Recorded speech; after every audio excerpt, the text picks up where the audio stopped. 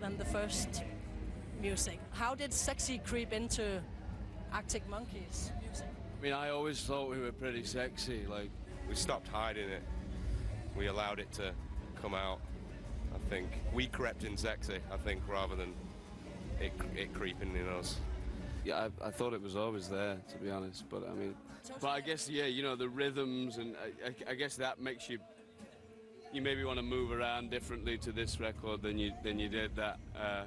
It wasn't like we were thinking of a way to make it more slippery. So you didn't make one for the ladies? No, in my mind it was that you sort of, to some extent, you've been trying to do that all along, I think. We've never tried to make music that was just for boys. But I mean, I can see why you're asking that, because there's certainly a more explosive response from females to this latest offering. I mean, I suppose we used to play a bit like we wanted it to be over, and now we don't mind if it sort of goes on for a while. Everything used to be so tightly wound in the beginning. I think that's just because it was that sort of naivety and the fact we were kind of playing to the very limits of our ability.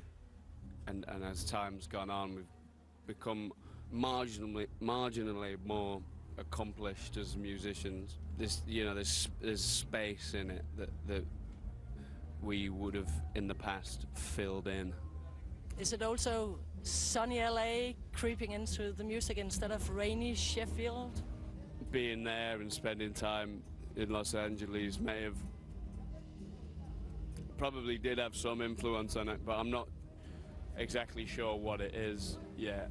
I mean, maybe we wanted this record to kind of really knock like hip-hop does in the car, and maybe that's because in that town you spend a lot of time sitting in the car. And now we've been playing for however long years.